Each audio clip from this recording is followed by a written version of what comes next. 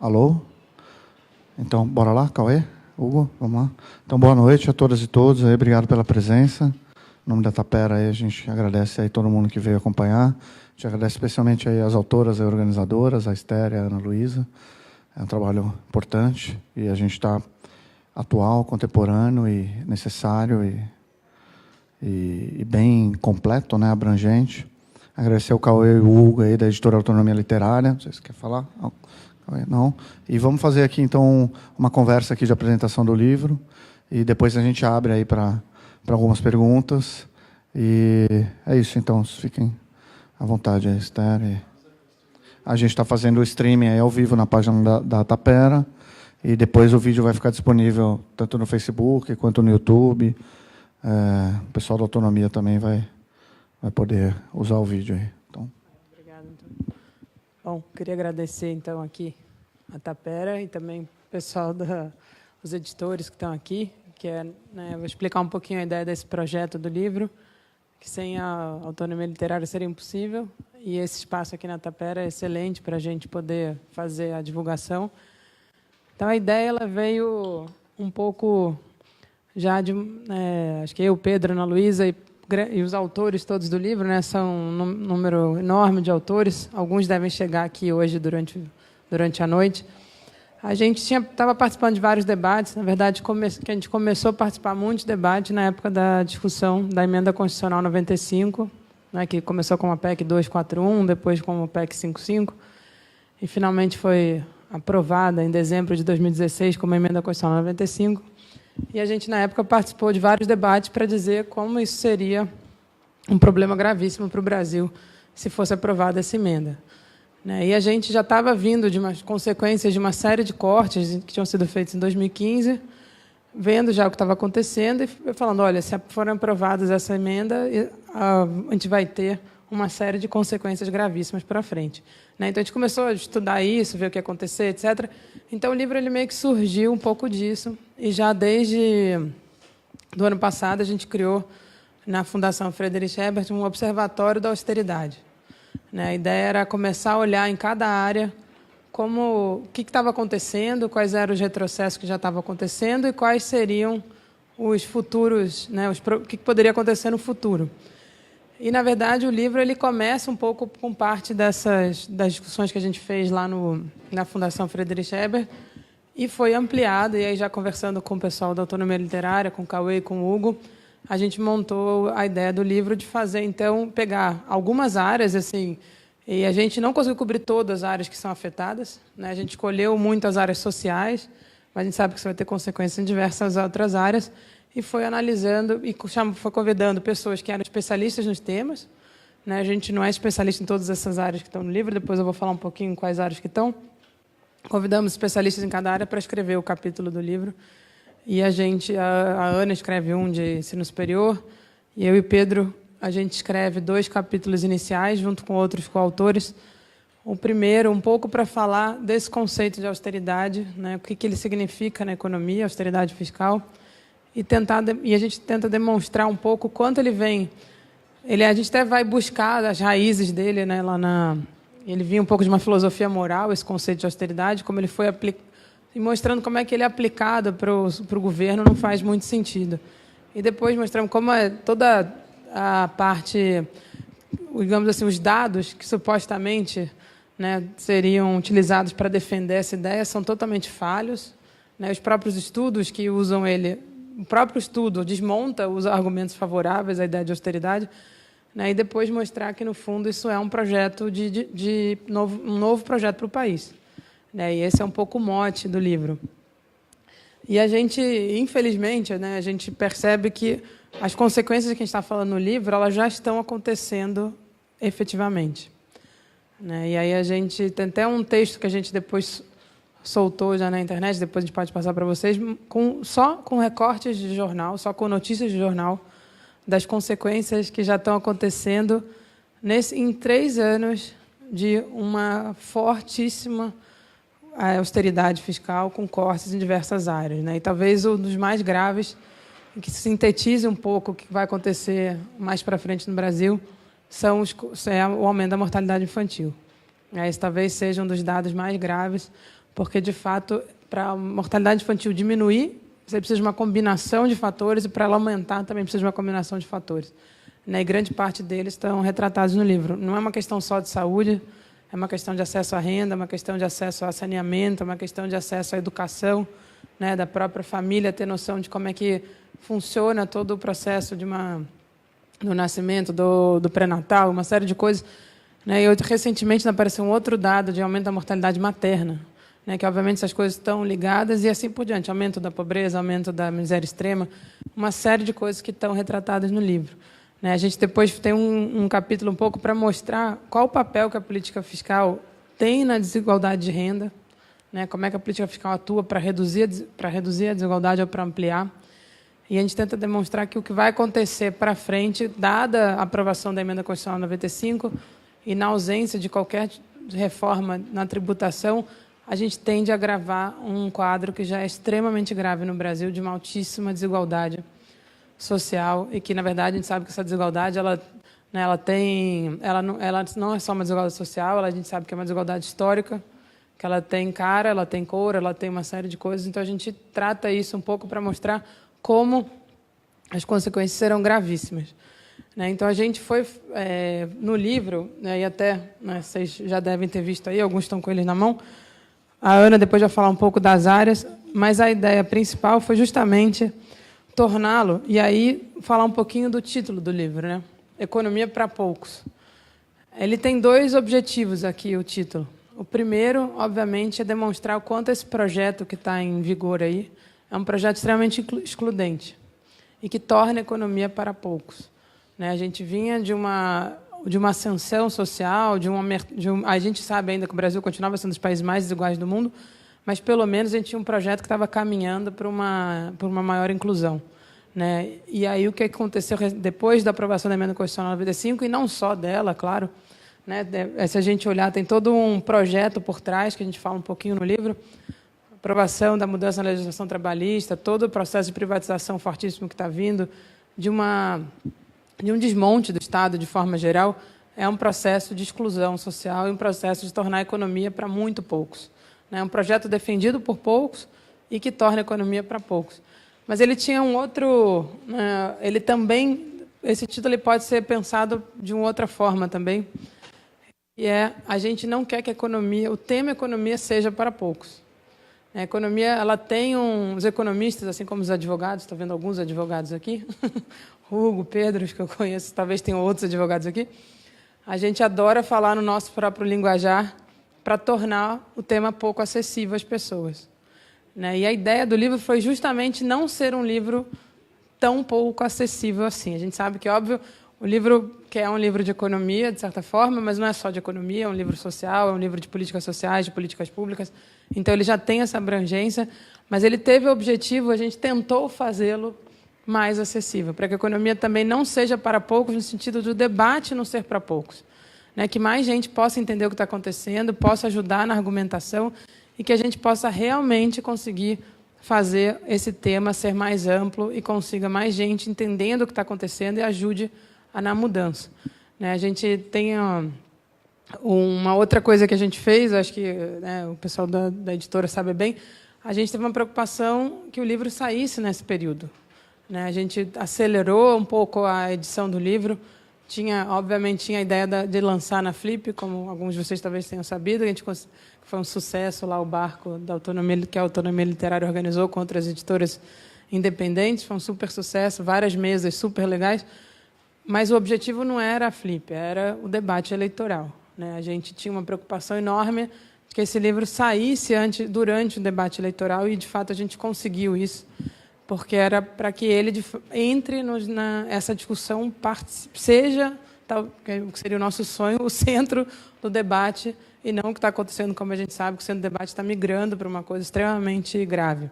Inclusive, um dos capítulos, como a Ana vai falar, é um capítulo sobre o Rio de Janeiro, e mostra como o fato de você estar desmontando o Estado, obviamente, vai ter reflexo na discussão de violência e segurança, e a solução que está vindo é uma solução repressora. Em vez de ser uma solução de pensar uma maneira de mais inclusão, de como é que a gente, de fato, discute a questão social no Brasil para torná-la uma questão não de polícia E o que a gente está vendo no Rio de Janeiro é o que já se via já nas periferias do Rio, cada vez mais forte, virou uma questão de polícia, não uma questão de Estado no sentido amplo, de você, de fato, mexer com a vida das pessoas para que aquilo não seja a realidade da maior parte das pessoas no Rio. Então, é um pouco isso. Assim, a gente gostaria que esse fosse o debate, né? As pessoas entendessem o que está em jogo. A gente sabe que sem uma coisa que é importante que as pessoas não percebem, a emenda, todo mundo fala, não, a emenda constitucional 95 ela é inviável, vão ter que ser mexida nos próximos anos. A emenda ela foi feita de forma muito esperta. Se ela não for alterada, isso não é um problema necessariamente para o governo que entrar. Por quê? Porque ela não é você não cumprir a emenda não é um crime. Só que, se você não cumprir, ela traz uma série de consequências. Ela proíbe o aumento do salário mínimo, ela proíbe reajuste de servidores, proíbe contratação, ela vai matando o Estado de qualquer maneira. Então, ela já traz com ela o projeto dela. Então, ela já é um desmonte do Estado. Então, possivelmente, se não tiver uma grande... Se a sociedade não se mobilizar para que isso, de fato, seja revertido, ela vai continuar e todas as consequências sociais que estão descritas aqui no livro tendem a acontecer.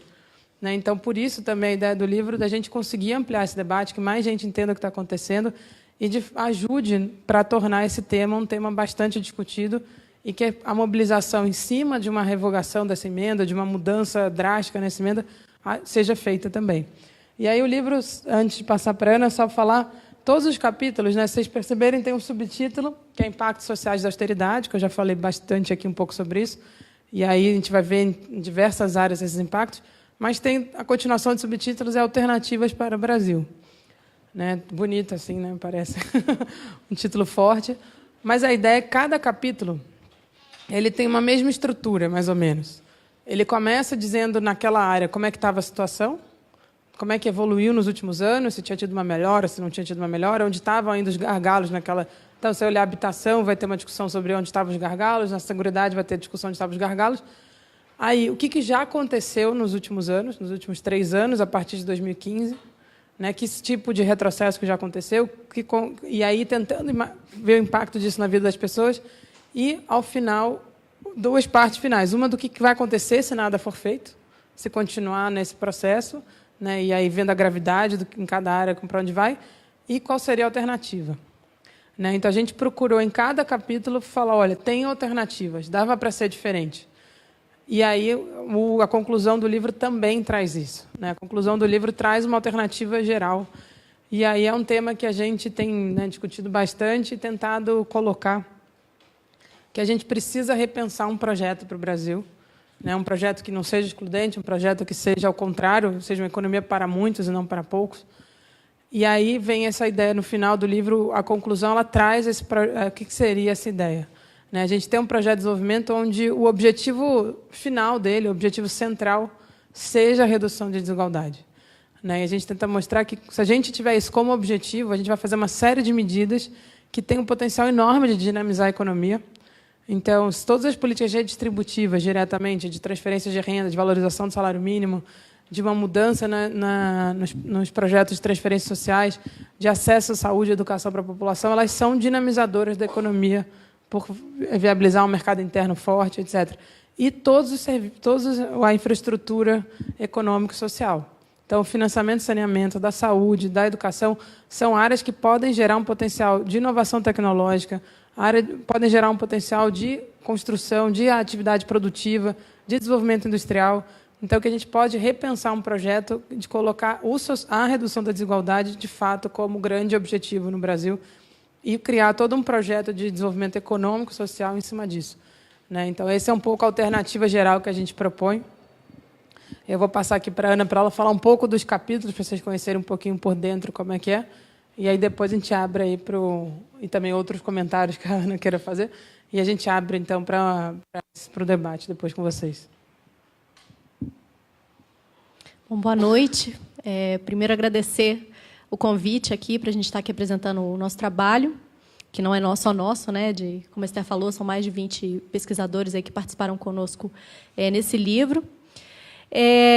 Bom, como a Esther colocou, o que a gente tenta fazer com esse livro é recolocar a discussão sobre desigualdade, unir a discussão sobre desigualdade à questão da política fiscal. né? Porque o que a gente vê o tempo todo, né, nos noticiários, até agora na discussão eleitoral, é a apresentação da questão da austeridade fiscal, né, do ajuste das contas, sem se fazer uma discussão de qual o efeito que isso tem na desigualdade social e de quais os impactos que isso tem no acesso aos direitos sociais, né? Os direitos sociais, aí considerando aqueles que estão lá no artigo, na Constituição, o acesso à saúde, à educação, à moradia, à alimentação, etc. Então, o que a gente tenta fazer é tentar mostrar que esse corte de gastos ele está afetando, né, como a Esther colocou, justamente os mais pobres e está retirando do Estado os instrumentos para se lutar contra a desigualdade, né? Então, quando se coloca esse projeto da austeridade na mídia, a gente entende que estão tentando vender esse projeto como um projeto, como a única alternativa, né? Como se esse projeto da austeridade fiscal fosse um projeto de centro, um projeto com o qual todo mundo concorda, né? Mas o que a gente vê, né, olhando mais profundamente, é que esse projeto é um outro projeto de país, um projeto para tornar a desigualdade ainda maior, né? Concentrar ainda mais a renda, o acesso aos direitos sociais. Então, é o que a gente tenta mostrar um pouco com esse livro, né? O maior impacto que a gente vê da austeridade já em 2015 é justamente no mercado de trabalho. E aí, hoje, os últimos dados que a gente tem do IBGE, da PNAD contínua, mostram que a gente tem 13 milhões de desocupados no Brasil, né? Pessoas que estão procurando emprego e não conseguem. A gente tem mais de 27 milhões de pessoas consideradas subutilizadas, que são as desocupadas, as que desistiram de procurar emprego e as que estão trabalhando menos horas do que gostariam. Na verdade, as pessoas que desistiram de procurar emprego chegou ao maior número da série histórica, que é quase 5 milhões de pessoas, 4,8 milhões de pessoas. Os empregos com carteira assinada chegaram ao ponto mais baixo da série histórica também, 32,8 milhões de empregos com carteira. Então, a gente está vendo que esses impactos aí estão sendo sentidos pela população, né, na sua qualidade de vida, no seu dia a dia. E obviamente, né, esses impactos que a gente está tendo no mercado de trabalho, eles têm reflexo também em todas as áreas, como a gente coloca no livro, né? Por exemplo, aí já entrando um pouquinho na questão do livro, né? A gente tem no capítulo 13, a gente tem um capítulo que foi escrito pelo professor Fagnani, lá da Unicamp, em que ele trata da Seguridade Social. E, basicamente, o que ele tenta mostrar com o capítulo é que a Emenda Constitucional 95, né, que constitucionaliza a austeridade no Brasil, ela vai tornar cada vez mais inviável a Previdência Social como ela é hoje, porque ela força uma reforma da Previdência, né?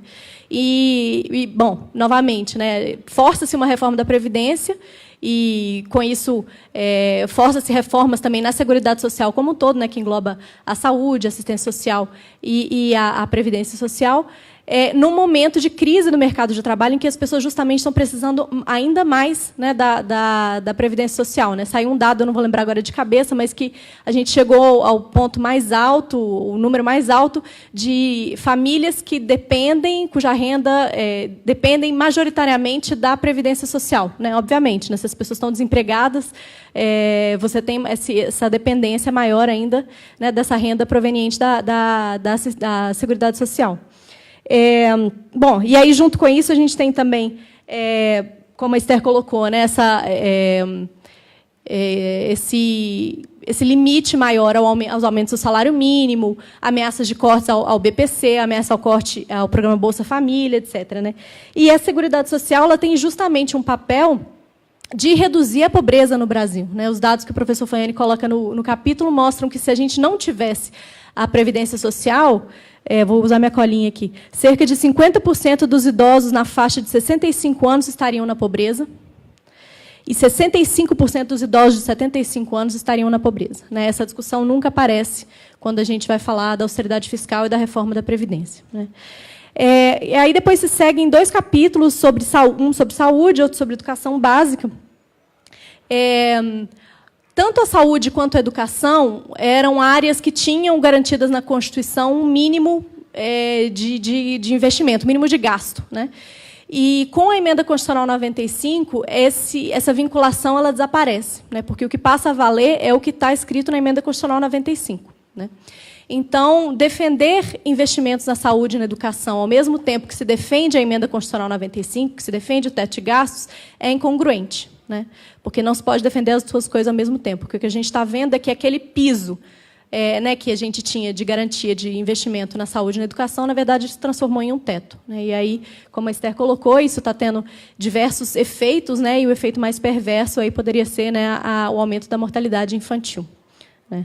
E também, né, como eu coloquei, com o desemprego batendo a porta aí das famílias brasileiras, a gente tem muitas pessoas também perdendo acesso, por exemplo, a planos de saúde empresariais, então voltando a demandar totalmente, né, a precisar totalmente de ser atendidos pelo SUS. Então a gente tem uma sobrecarga ainda maior ao sistema público no momento de corte de gastos, né? Na educação superior, a gente tem um capítulo também no livro.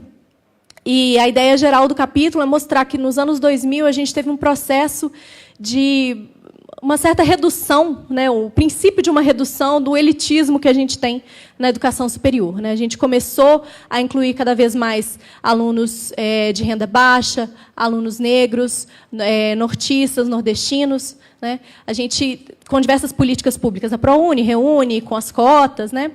Isso colocou muita pressão sobre a política de assistência estudantil também, porque com estudantes de perfil mais vulnerável você precisa ter condições de que esses alunos continuem frequentando, né, a universidade. E aí, agora, com a Emenda Constitucional 95, a gente tem uma redução, um congelamento de diversos desses valores e redução em alguns casos, né? O caso mais emblemático que a gente teve aí foi essa ameaça da CAPES, essa preocupação da CAPES, né, de que no ano que vem, a partir de agosto, eles talvez não vão ter recursos para pagar as bolsas, né, que eles provêm. Então, a gente tem um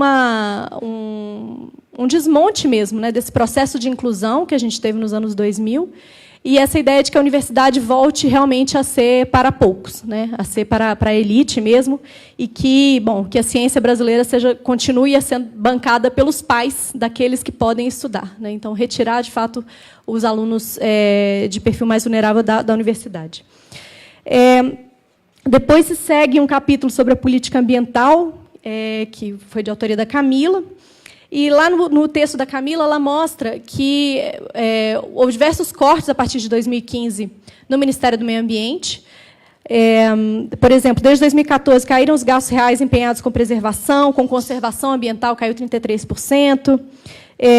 E isso tudo coincide, tem um gráfico lá no capítulo dela, que mostra muito claramente uma correlação entre o nível de gastos do Ministério do Meio Ambiente, o nível de gastos ambientais, e o desmatamento na Amazônia. Então, a gente vê que, justamente quando cai o gasto ambiental no Brasil, o desmatamento na Amazônia volta a crescer. Claro, porque aí o fiscal lá do IBAMA não tem o dinheiro para colocar na gasolina, não vai, enfim. E isso também, ao mesmo tempo em que aumenta, né, a influência dos ruralistas no Congresso. Então, enfim, eles conseguem passar diversas medidas, né, que são benéficas para essa classe também. Então, a gente convida também vocês a darem uma olhada nesse capítulo dela. No capítulo sobre cultura, que foi escrito pelo João Brant, ele coloca lá no capítulo que as políticas de cultura estão sendo sufocadas, né, e que o Ministério da Cultura ele pode se tornar inviável em poucos anos, né? Ele mostra lá que, por exemplo, que pagamentos autorizados para o Ministério da Cultura em 2018 foram menos da metade dos pagamentos autorizados em 2014. Programas importantes como Cultura Viva, que chegou a ter um orçamento de mais de 100 milhões, tem um orçamento de 12 milhões, teve um orçamento de 12 milhões no ano passado. Então, ele analisa esses números lá de forma bem completa. E aí a gente tem o capítulo do Bruno Sobral, né, como a Esther colocou, que fala um pouquinho da questão da austeridade, da violência e do Pacto Federativo, que ele vai analisar mais a questão do Rio de Janeiro, ele é especialista na questão do Rio de Janeiro.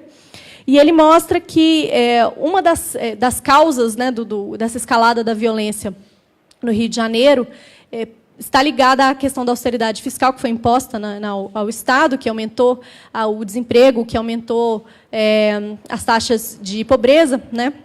E que aí, junto a esse aumento, né, da violência e com a austeridade fiscal, vem essa resposta do autoritarismo, que é justamente a intervenção federal lá no Estado, né? E que aí ele mostra que o caso do Rio é um caso simbólico de uma crise nacional e de um sistema federativo em perigo, pois não se pode dissociar o problema da segurança pública aos cortes impostos ao Estado. Aí, no capítulo da política habitacional, a Karina e o Caio, eles tratam dos cortes também na política habitacional, e eles centram bastante na questão do programa Minha Casa Minha Vida. E eles vão mostrar, eles colocam lá, por exemplo, que as despesas do programa Minha Casa Minha Vida alcançaram 23 milhões em 2015 e despencaram para 8,2 milhões em 2016.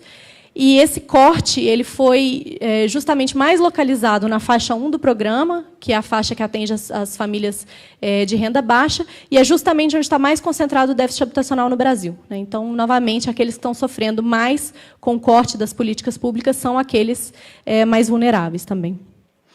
E aí se seguem 2 capítulos, né, sobre a agricultura familiar e a questão agrária, um do Luciano Matos e outro do Gustavo Noronha, que vão tratar também do desmonte das políticas para a questão agrária, para a agricultura familiar. Então, eles mostram lá nesses 2 capítulos os cortes, por exemplo, do programa das cisternas, né, que foi super premiado mundo afora, né, que reduziu o êxodo rural em várias regiões do Nordeste, cortes no Pronera, Pronater, entre muitos outros programas, né? E que aí eles mostram, né, nesses 2 capítulos, que essa redução das políticas para o campo pode levar ao êxodo rural, o empobrecimento ainda maior da população do campo, que a gente sabe que a pobreza está mais concentrada, né, na população rural, ou é mais presente na população rural, pode causar uma redução da produção de alimentos para o mercado interno. Enfim, e uma coisa também que está relacionada com esse corte das políticas é justamente o aumento da violência, que eles também mostram lá no capítulo, né, dados da Comissão Pastoral da Terra mostram que justamente coincide com a austeridade fiscal o aumento da violência dos assassinatos no campo. E aí a gente tem um capítulo da Marilane Teixeira, que fala sobre os impactos da austeridade para as mulheres e também com enfoque de raça. A gente sabe que as crises econômicas elas afetam homens e mulheres de forma diferente, né, porque a gente ainda tem uma divisão sexual do trabalho muito presente na sociedade. Então, quando a gente tem um corte de direitos sociais, um corte de serviços públicos na creche, nos hospitais, nos asilos, enfim, a gente tem uma sobrecarga ainda maior para as mulheres, né? E aí a gente vê que justamente esse corte, né, das políticas sociais elas estão afetando mais as mulheres. Entre 2014 e 2017, o desemprego entre as mulheres brancas cresceu 73% e entre as mulheres negras 96%. Então a gente tem esse recorte de raça aí também. E, por outro lado, com a austeridade também houve o corte de diversos programas destinados à autonomia das mulheres, ao combate à violência, né? Por exemplo, o programa com o objetivo de promover a autonomia das mulheres e combate à violência passou de um orçamento de 147 milhões em 2014 para 24 milhões em 2018, né, em valores constantes de 2018. Enfim, e para a questão racial, a gente também tem, por exemplo, a redução orçamentária também para programas da área voltados à redução das desigualdades raciais também, e também a extinção da CEPIR em 2015, que também é um marco, né, dessa perda de importância dessa pauta com a austeridade. E aí, finalmente, a gente tem 2 capítulos sobre direitos humanos, um capítulo da Graziele Davi e da Denise Carreira, que vão tratar também dos impactos da austeridade nos direitos humanos. Então, esses capítulos vão mostrar, por exemplo, como o Brasil tem desrespeitado pactos internacionais de direitos humanos, né, além do que a gente está falando aí na mídia hoje em dia. Mas tem um pacto chamado PIDESC, que prevê a chamada realização progressiva de direitos humanos, ou seja, os Estados signatários não podem tomar medidas que causem retrocessos para a população em matérias de direitos humanos. Então, o que a gente vê é que, claramente, com os cortes, com a austeridade fiscal, a gente está promovendo esses cortes e está promovendo regressões que vão contra esse pacto internacional, né?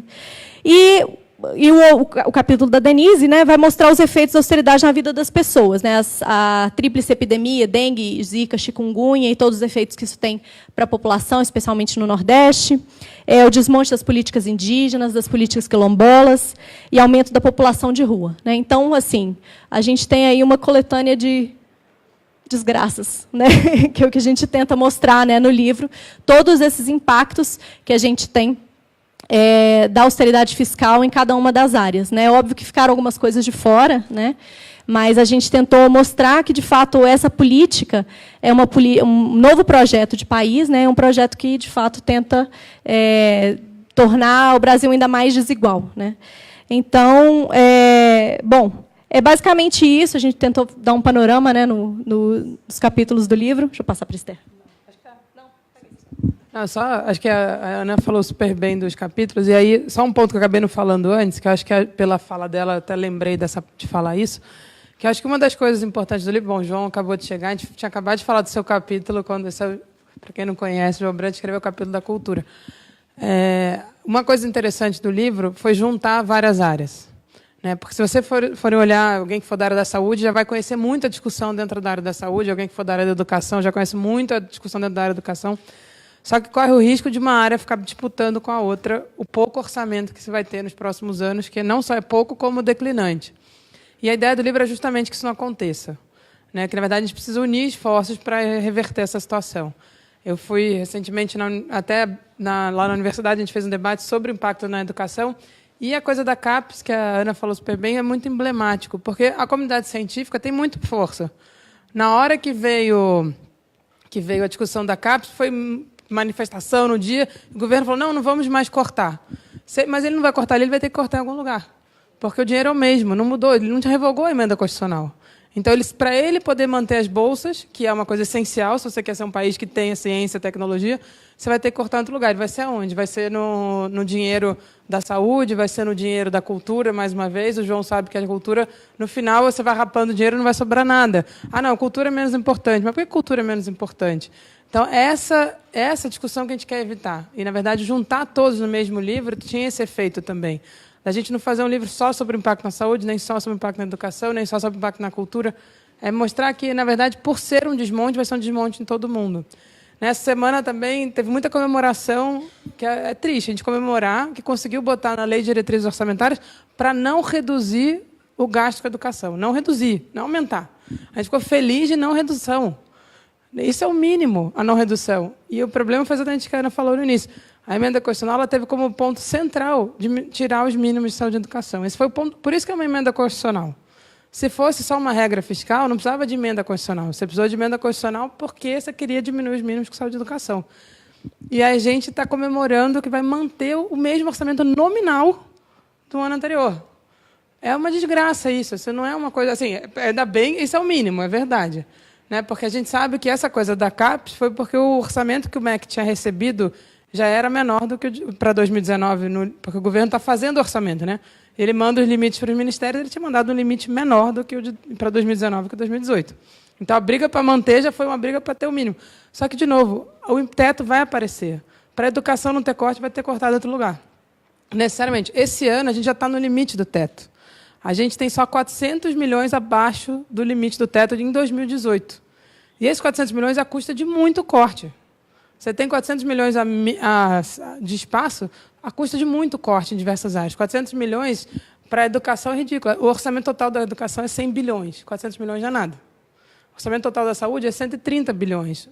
400 milhões para a saúde e para a educação não é nada. Então, ano que vem, já ia estourar o teto também. Então, para não diminuir o orçamento da educação, vai estar diminuindo em algum lugar, com certeza. Então, esse é o objetivo, é juntar todas as áreas para a gente entender que isso é uma luta conjunta.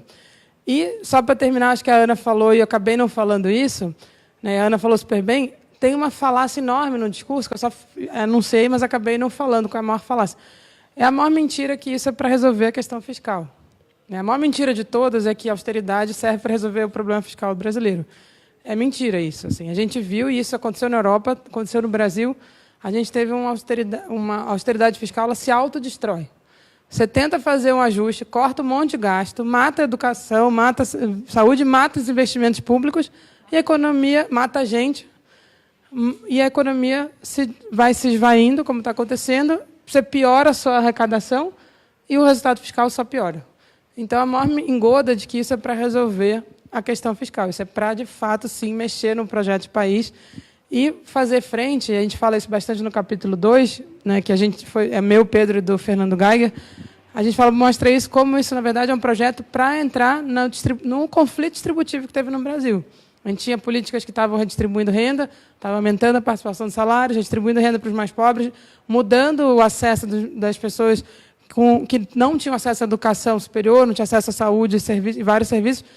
Isso estava mexendo no que a gente chama no Brasil, até um sociólogo falou isso, a gente estava mexendo nas castas brasileiras. Né? Pela primeira vez, você estava tendo uma mini mexida nas castas. A gente não tem classe de renda aqui, a gente tem castas. Pela primeira vez, a gente estava mexendo um pouquinho nas castas e a casta superior resolveu reagir. E, obviamente, ela não reage simplesmente porque tem um problema fiscal. Ela reage porque ela quer garantir o dela. Né? E, por isso, esse projeto de economia para poucos. Então, acho que esse é só para fechar a ideia, é isso, que a gente não fica olhando só para uma área e esqueça das demais. Né? A gente tem que, se for para brigar pela educação, que para mim é essencial, sou professora da universidade, óbvio que para mim a educação é central, mas se a gente brigar pela educação sem remover o teto, a gente vai brigar para que outra pessoa tenha um corte. Né? Então, é só para lembrar isso. Eu não sei se quer falar mais alguma coisinha? Podemos abrir, então, aí para se alguém quiser falar alguma coisa, fazer. O João talvez queira falar alguma coisa, falar um pouquinho. Quer falar, João? Espera aí. Boa noite. Bom, meu nome é João, eu estive no Ministério da Cultura 2015-2016, recebi o convite da Esther, do Pedro, e depois da Ana também, para escrever esse capítulo. E não sei se tem outros autores aqui também. Tá. Peço desculpas, então, até por não ter ouvido a fala da Esther, peguei a metade da Ana. Imagino que a Ana já tenha falado melhor que eu poderia falar sobre o que é o capítulo, mas eu queria descrever só talvez 2 ou 3 pontos. O jeito que eu vi você descrevendo os outros me deu essa sensação, mas também é um chute, é verdade. Primeiro o seguinte, eu e Esther tivemos no mesmo período no governo e a gente tinha discussões que, no fundo, um olhava para o outro, sabia que estava entendendo e sabia que não tinha muito o que fazer. Então, de certa forma, eu brinquei que eu falei assim, bom, Esther, que bom, você vai poder contar a história sob o seu ângulo, eu também, porque a gente saía e tinha uma expectativa toda de retomada em 2015, que foi interrompida pelo teto imposto pelo Joaquim Levy naquele momento, de limite, o maior contingenciamento da história, eu acho, né, do orçamento, com 70 bilhões de reais contingenciados. Então, em certa medida, é importante dizer que isso começou em 2015, uma política de austeridade imposta por uma visão errada que o próprio governo da presidenta Dilma assumiu naquele momento. E acho que é evidente que isso não se compara com tudo que veio depois. Né? E tudo que veio depois triplicou os prejuízos para a área da cultura. Nós estamos hoje, acho que é importante talvez destacar só 2 informações. Primeiro, o Ministério está praticamente operando com aparelhos. O que estou chamando de operando por aparelhos é mantendo as suas instituições funcionando, abre e fecha a porta. Algumas fecham e não abrem, mas a maior parte eles continuam ainda abrindo e fechando, porque é um orçamento muito comprometido já com a parte de custeio. Você tem 27 superintendências do IPHAN, você tem 29 museus, você tem 20 unidades da Funarte, você tem Biblioteca Nacional, com toda a responsabilidade que é aquele acervo, aquele prédio no Rio, você tem o funcionamento todo da Ancine está dentro desse orçamento. Então, ele é um orçamento completamente amarrado. A hora que você corta, vamos dizer, o corte no orçamento discricionário de 2015, por méritos da Esther, foi abaixo da média do geral. Então, o geral foi 40%, a gente teve 36%. Mas esses 36%, eles impactam, por exemplo, 70% da sua área finalística. Porque a hora que você tira, mesmo você fazendo corte no custeio, como a gente fez, conseguiu 25% de diminuição nas despesas de custeio, isso significava um corte que afeta muito fortemente a área finalística. Então, eu estou dizendo, acho que a primeira notícia ruim o Ministério ele só não foi fechado porque tentaram fechar e a movimentação da sociedade fez ele reabrir e isso deu um fôlego para as políticas. Acho que a segunda notícia é o seguinte, com esse impacto em relação às questões finalísticas, não há hoje, se você olhar o Ministério, fora a política do audiovisual, que por ser, por um tipo de natureza da despesa, de despesa financeira, ela sai um pouco fora dessa conta, não há políticas públicas de cultura no âmbito federal, praticamente. O que a gente assistiu, isso já tinha sido impactado por mudanças políticas entre 2011 e 2014, Depois do que aconteceu em 2015, e aí, especialmente a partir de 2016, nós estamos vendo um orçamento de fato declinante. Isso que a educação conseguiu, a cultura não tem conseguido, ela tem visto o orçamento declinar nominalmente ano a ano. Você praticamente teve um esvaziamento do que são políticas no sentido mais básico da palavra, dizer, nós temos uma certa continuidade, objetivos de longo prazo que você visa atingir a partir de um conjunto de ações e programas planejados, que você tem um monitoramento, acompanhamento. Então, os pontos de cultura, por exemplo, chegaram a ter um investimento de mais de 100 milhões no ano de 2009. Em 2015, isso já baixou para cerca de 35 milhões, 40 milhões. Esse ano, 2017, a Secretaria responsável tinha 12 milhões de recursos, que é nada, é metade do que recebe uma OS que administra um museu aqui no estado de São Paulo.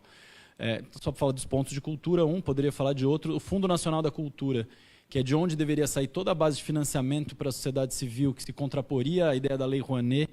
Ele chegou a executar, em 2010, juntando emendas parlamentares, mas executou 400 milhões de reais. No ano de 2015, foram 74 e, ano passado, 27 milhões.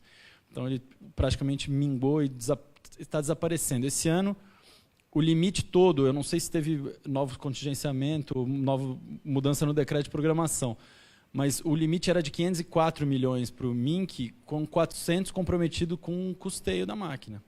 Então, você tem 100 milhões para as áreas finalísticas de todas as 7 vinculadas, aquilo que eu falei de IFAM, né, patrimônio, museus, Biblioteca Nacional, etc., mais pontos de cultura, mais a política do audiovisual, que não é retornável, que é a maior parte do dinheiro da Ancine. Enfim, boa notícia para uma segunda-feira, né? Na verdade, assim, estou só querendo trazer boas novidades para vocês, já que a fala da Ana foi pessimista, a minha é esse show de otimismo. Mas eu acho que quando a gente foi discutir a questão das soluções, tinha essa preocupação de que os capítulos trouxessem também um fio de esperança, né? E tá bom, então como é que para onde você pode apontar para que você possa reverter esse quadro? E não tem como começar a conversa sem a revogação da Emenda Constitucional 95, porque todo o impacto da emenda é absorvido pelas áreas que dependem dos seus orçamentos discricionários. Portanto, quem tem despesa obrigatória ainda está, assim, minimamente, não é nem seguro, mas um pouquinho menos afetado pela emenda. Quem depende de orçamento discricionário, que são boa parte das áreas menos protegidas do governo, elas absorvem diretamente esse impacto e, portanto, a conta, o Ministério da Cultura não chega nem a sustentar o seu custeio até 2021, na conta que a gente fez a partir de um estudo de impacto. Então, é isso, gente. Sejamos fortes, porque a luta exige muita energia. Bom, obrigado. Aí, então, vamos abrir aí para perguntas, comentários, sugestões, críticas. Eu tenho uma também aqui, se já me permite aqui. É sobre a questão, que eu acho importante falar isso, Esther e Ana Luísa especialmente, sobre os fundamentos morais e políticos, o discurso da economia, comparando com uma economia familiar. Aí tem a outra metáfora, que agora eu me esqueci, eu já li, enfim, essa parte, mas é o que eu acho importante falar isso no debate, porque é onde dialoga com o senso comum, né? Onde eles vendem a autoridade politicamente para a sociedade.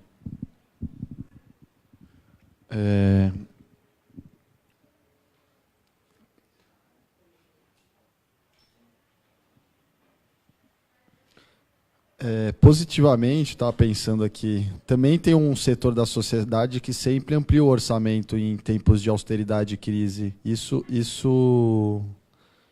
se repete na Grécia, Espanha, Portugal, quando teve. Né? Portugal não teve, mas há muito tempo. Outros lugares, por exemplo, o setor de segurança. Né? Eu lembro que eu estava vendo faz umas 2 semanas que o orçamento do Exército nos últimos 2 anos aumentou 21% das Forças Armadas. Foi de 80 para 90 bi. Né? Então, você tem um corte geral, mas você tem um aumento do Exército, das Forças Armadas, tem a intervenção para tentar justificar, tem os militares ganhando 2 ministérios, algo que não acontecia desde a redemocratização. ou seja, ganha poder político e econômico, aí você vem de um lado da ciência política para aplacar qualquer surgimento de revolta, intimidar qualquer tipo de contestação na rua, e formas de intimidar isso, e forma de intensificar o conflito social, ou aplacar qualquer possibilidade de conflito social. E, ao mesmo tempo, você também tem do judiciário, né, alguns aumentos. Esse aí já mais juridicamente, numa forma mais soft power, tentando aplacar qualquer proposta política que transfigurasse isso ou tivesse força política para reverter. Então, vocês que estudaram assim a questão da austeridade, vocês diriam que dentro desse plano, se fosse colocado como ciência ou como estratégia das elites em tempos de crise, ou do neoliberalismo, sempre se repete isso, ou são... aconteceu no Brasil porque a gente tem a herança militar ainda muito viva, ou você consegue ver, não, na Grécia deu a mesma coisa, ali deu a mesma coisa, na Espanha...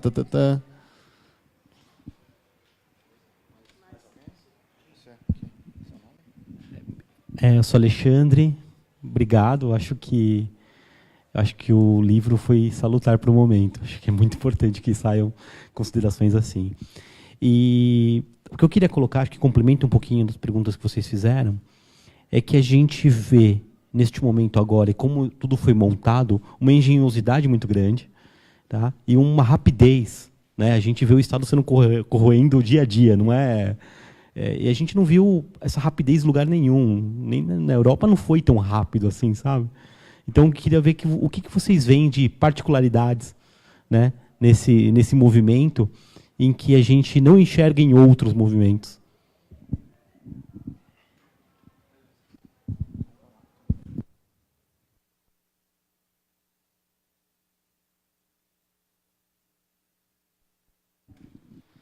Bom, obrigada aí pelas perguntas. Começar aqui pelos argumentos morais. Eu acho que, de fato, esse é um ponto do capítulo inicial, que tem também o Pedro, eu e o Flávio Arantes também, só para falar os nomes dos autores, para a gente não esquecer de falar todo mundo. Esse capítulo ele tem uma parte, justamente, como o Antônio estava falando, que a gente se preocupou, assim, só para contar uma historinha de onde vem esse capítulo. Não tem uma longa história, mas uma das histórias é que, em vários debates que a gente fazia, quando a gente criou esse observatório que eu falei da austeridade, vinha muita gente dizer esse nome é ruim, né? O Cauê sabe disso, a Ana sabe disso. Falavam, não usa esse nome porque a austeridade para a população tem um caráter positivo. Então, quando você fala do observatório da austeridade, as pessoas acham que é uma coisa boa, que é como é importante ser austero, etc. E aí, então, a gente falou, não, vamos fazer um capítulo para dizer por que tem que dizer que isso é uma política de austeridade, como foi na Europa, isso foi muito forte. Hoje em dia, assim, né, teve muita gente cuja plataforma política é anti-austeridade. Bom, toda a luta do povo grego lá, coitados, que foram depois dizimados no sentido, né, político, de você fazer um plebiscito contra e ainda assim não conseguir ganhar.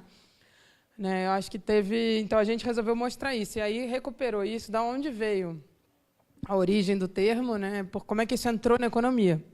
Que, de fato, a discussão de austeridade era uma coisa da filosofia moral, essa ideia do indivíduo ser um indivíduo austero. E ela entrou um pouco na economia pelo efeito oposto. Ela entrou na época das guerras, principalmente na ideia de que a população deveria ser austera para que o Estado fizesse um grande esforço de guerra. Então, toda a máquina produtiva deveria estar voltada para a guerra. Então, você deveria ter uma austeridade pessoal para que o Estado pudesse fazer o esforço de guerra. Então, é justamente o oposto da austeridade fiscal. É a ideia de você juntar esforços da população, só que começou a entrar ali o debate da austeridade dentro da economia. E isso depois inverte para ser uma austeridade do Estado. E aí é que é o grande pulo. Né? O Estado, e aí entra essa ideia da comparação do Estado com a família. Não, o Estado não pode gastar mais do que arrecada, o Estado é igual a família, tem que fazer o dever de casa, né? Os Estados que não fazem o dever de casa são punidos, etc. E aí começa essa relação mais direta da... E aí a gente mostra assim, que isso tem vários, né, são vários erros nisso. O primeiro, obviamente, o setor privado e o setor público têm papéis opostos numa crise, por exemplo. Né, o setor privado, obviamente, numa crise, as pessoas vão perder emprego, as empresas vão vender menos, você vai ter menos receita, você vai ter menos salário, você vai ter menos renda, e, obviamente, o que você vai fazer? começar a cortar os seus próprios gastos. Só que a partir do momento que você corta os seus gastos, a pessoa de quem você comprava deixa de vender e isso vai se agravando. E a geração do setor privado vai fazendo isso. Ele vai tirando dinheiro da economia justamente para tentar cada um fazer sua austeridade pessoal. Se o Estado agir da mesma forma, ele vai justamente agravar cada vez mais a situação, que é o que a gente está vendo hoje. O Estado vai também fazendo esse papel. E por que o Estado deveria atuar justamente na contramão? Porque ele tem uma série de instrumentos que o setor privado não tem. Obviamente, o Estado ele tem uma capacidade de se endividar que ninguém do setor privado vai ter. O Estado se endivida na sua própria moeda, ele se endivida na sua própria capacidade de pagamento, ele tem toda uma capacidade de definir, inclusive, a taxa de juros que será cobrada por ele, ele tem uma capacidade de definir tributação, de definir arrecadação, de definir o quanto ele vai tentar receber. É claro que ele nunca vai saber exatamente quanto ele vai receber, mas ele pode decidir taxar quem não paga imposto, que a gente sabe que no Brasil os mais ricos não pagam imposto.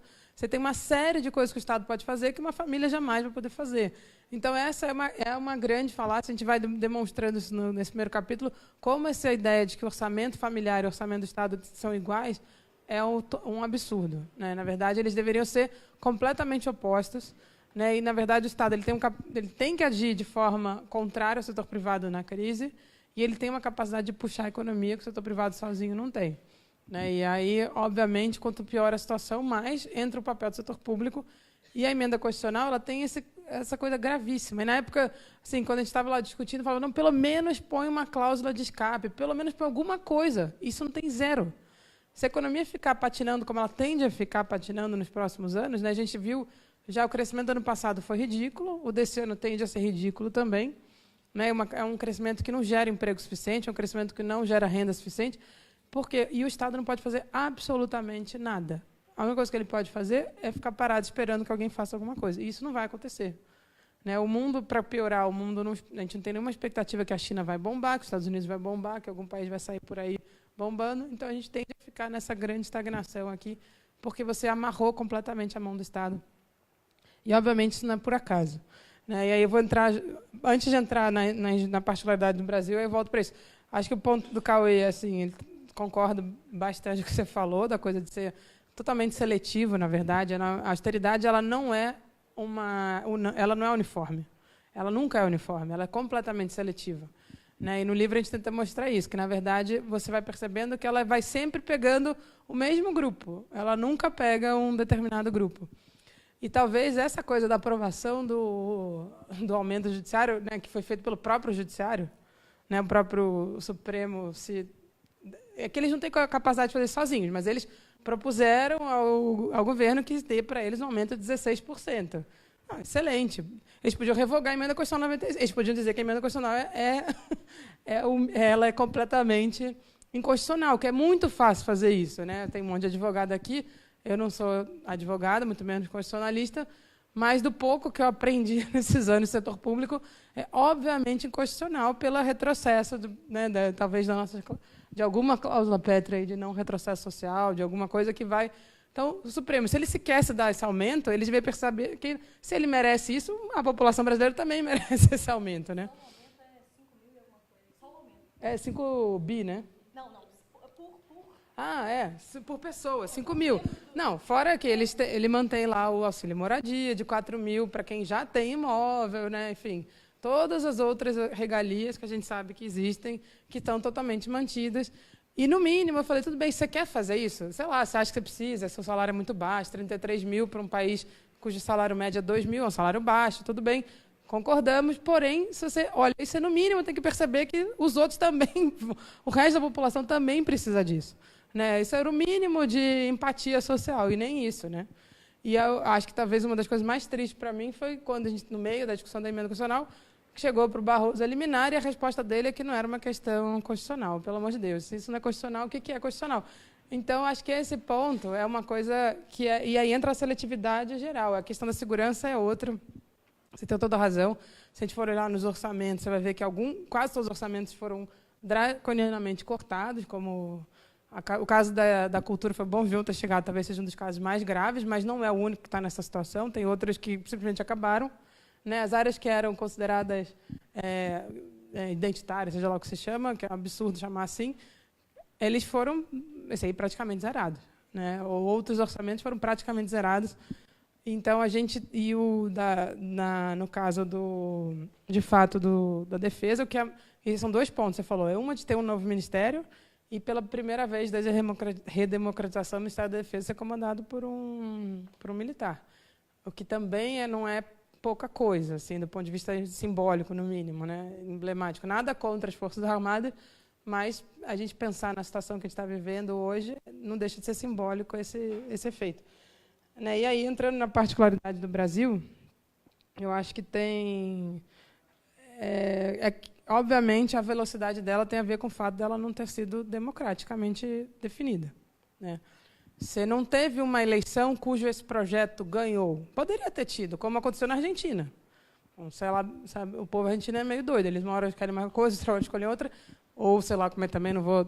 é uma brincadeira, esqueço que está no live streaming, então nem eu adoro a Argentina, nada contra. Mas eu acho que tem um ponto aí que, se você escolhesse democraticamente, como a gente teve neoliberalismo democraticamente no Brasil. Nada, assim, vamos combinar, acho que tem um ponto que até participei de um debate que a Esther Solano estava, ela fala, primeiro que a gente nunca teve uma democracia plena, com esse grau de desigualdade jamais vai se ter uma democracia plena, né? Isso é óbvio. Óbvio não, mas é bom ser falado isso. Então, óbvio que a gente não tem uma democracia plena no Brasil, nunca teve, mas você teve uma eleição que ganhou um projeto neoliberal. Já aconteceu isso no Brasil logo depois da democratização. Collor, Fernando Henrique e assim por diante. Né? Mas, se você parar para pensar, nenhum deles conseguiu desmontar o estado de bem-estar social que tinha sido definido na Constituição, porque você tinha ainda barreiras democráticas a isso. Né? Você tinha eles eram sempre compromissos, de certa forma. Ninguém foi eleito falando vou diminuir gasto de saúde e educação. Eles aprovaram a emenda constitucional de 95 dizendo que não ia diminuir gasto de saúde e educação. Era, né, o maior... Era a maior cara de pau da história, era falar que não estava reduzindo o gasto de saúde e educação. Mas eles aprovaram dizendo não estamos reduzindo saúde e educação. Isso é só um teto para melhorar as escolhas públicas. Era só isso que se dizia. E, obviamente, isso foi rápido porque não foi democrático. Então, o fato de não ser democrático acelera o processo, porque você tem que fazer rápido. Porque um processo eleitoral, duvido que agora alguém vai chegar e falar vou continuar reduzindo o gasto de saúde e educação. Ninguém vai dizer isso. Ninguém quer dizer, mentira, tem um candidato falando isso.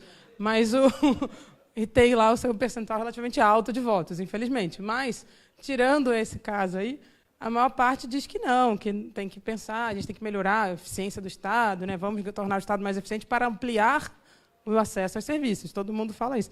Então, eu acho que isso talvez seja uma das particularidades. E aí, no fundo, não é tão particular, porque foi o que eu falei da Grécia.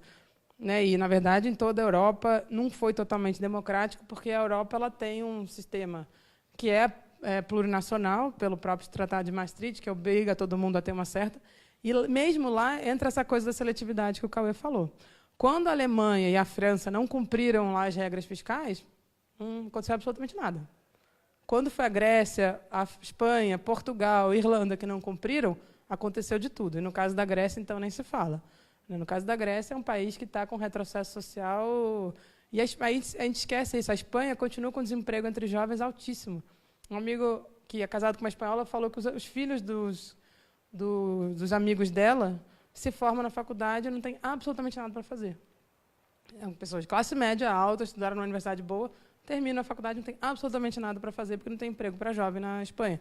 Então, eles continuam com esses efeitos, e é o efeito que já está sendo... E é assim, dentro da economia, mesmo os economistas mais ortodoxos, não os mais ortodoxos, mas os ortodoxos, têm falado, e aí o Larry Summers talvez seja um dos caras dessa área que mais fala isso, nem o Krugman e o Stiglitz, que já estão vindo mais para cá. Mas o Larry Summers, que é um cara bem mais para lá, ele está escrevendo textos e mais textos dizendo do efeito permanente da austeridade sobre o desemprego, o efeito permanente da austeridade sobre o potencial de crescimento da economia, que é o que a gente está vendo no Brasil. Né? E aí, infelizmente, para piorar, isso ainda é feito de forma bastante seletiva, com efeitos bem voltados para uma parcela da população e não para toda. Né? E aí acho que isso que agrava mais. Então, desculpa, acho que eu acabei falando demais. Não sei. Bom, desculpa, qual é o seu nome? Alexandre. Bom, Alexandre perguntou das particularidades da austeridade no Brasil e na Europa, né? O que seria diferente aqui? Eu acho que a Esther já respondeu um pouco, né? Mas eu vejo em geral, 3 questões, né? Primeiro, a questão que a desigualdade social aqui não é muito mais alta do que na Europa, né? Então isso se torna ainda mais grave a aplicação da austeridade aqui, porque, justamente como eu coloquei, né, você tem a redução desses instrumentos para se lutar contra as desigualdades históricas, né, as dívidas históricas do Brasil, desigualdade racial, de gênero, regionais, etc. O segundo ponto é que, como a Esther colocou, né, a austeridade aqui, óbvio que ela também teve um aspecto antidemocrático na Europa, mas aqui foi uma questão mais grave ainda, né, que a austeridade está relacionada com a deposição da Dilma, né, então a austeridade forçou a gente a passar por cima do Pacto Democrático de uma forma ainda mais grave do que aconteceu na Europa, de forma geral. E um terceiro ponto é que a imposição da austeridade na Europa ela veio por parte da Troika, né? Claro que com a anuência das elites locais, mas veio de fora, né? E aqui, pelo menos pelo que eu vejo, pelo que eu entendo, ela foi muito mais um desejo das elites, ou uma imposição das elites nossas, óbvio que com pressões de fora também, mas veio muito mais das elites do que de fora, né? Então eu vejo esses 3 aspectos que diferenciam um pouco a aplicação da austeridade lá fora, né, na Europa e aqui, né? Bom, a pergunta do Antônio, acho que a Esther já respondeu, mas sobre a pergunta do Cauê, né, ele falou sobre os setores que conseguem aumentar os gastos na crise, né, e você deu o exemplo do Exército e do Judiciário. Mas a gente tem também, por exemplo, os ruralistas, né, que aumentam muito, né, a sua influência nesse período, né, setores da educação e da saúde privada que passam a ter muito mais espaço dentro do governo, né, a gente tem um aumento da privatização em diversas áreas, enfim, diversos cargos-chave, né, dentro do Ministério da Educação e dentro do Ministério da Saúde passam a ser ocupados por pessoas ligadas aos planos de saúde, às universidades privadas, né. A gente tem também, em 2015, um aumento da taxa de juros brutal, né, com a ideia de conter a inflação, né, mas a gente sabe que esse aumento da taxa de juros ele justamente vai beneficiar aqueles que são mais ricos. Estou vendo a Vilma ali, minha colega lá da Fundação, a gente está escrevendo um livro lá sobre o rentismo, né, no Brasil, a gente está tratando desses aspectos lá também. Bom, mas para falar sobre esses aspectos, né, das áreas do enforcement, aí, como você colocou, né, o Exército e o Judiciário. A austeridade ela é um novo formato do neoliberalismo, né, uma nova expressão do neoliberalismo. E aí, se a gente pensar em outros momentos em que o neoliberalismo foi aplicado de forma mais cruel, né, a gente pode pensar tanto no governo da Margaret Thatcher, né, quanto no governo do Pinochet, né, que foram 2 governos chaves, né, para a implementação do projeto neoliberal em que influenciaram o mundo todo, né. Margaret Thatcher, a gente sabe, né, a Dama de Ferro, né, que conteve as manifestações populares, os sindicatos na bala mesmo, né, na repressão. E o governo do Pinochet, que é um auge, né, dessa máxima de que, para implementar o Estado mínimo, você precisa de ter o Estado máximo, né, porque você teve, justamente durante uma ditadura militar, a imposição de um projeto neoliberal, né, advindo, né, dos ideólogos lá da Universidade de Chicago, etc. Então, a gente tem essa face, né, autoritária do aumento, né, da força, da repressão, para a implementação de um projeto neoliberal, um projeto que justamente retira direitos, né, porque as pessoas, obviamente, não vão ficar caladas de ver os direitos sendo retirados. Então, para você conseguir implementar esse projeto, você precisa ter um Estado forte, né, no sentido. Então, esse projeto de Estado mínimo, a gente tem que sempre problematizar essa ideia, né, porque é um Estado mínimo de um lado, para alguns, né, e ele é forte porque ele precisa implementar essas políticas, né. Bom, eu acho que é basicamente isso. Só fazer um adendo aqui, que eu acho que, até em relação à fala do João, que acho que é importante, é a diferença entre 15 e 16. Né? De fato, a austeridade começa em 2015, não há dúvida quanto a isso, o livro fala isso explicitamente. Né? E a gente estava lá, infelizmente, né, de alguma forma, eu, então, mais ainda tinha a ver com isso. Mas acho que tem uma diferença básica, que é entre uma política econômica errada e uma mudança constitucional permanente.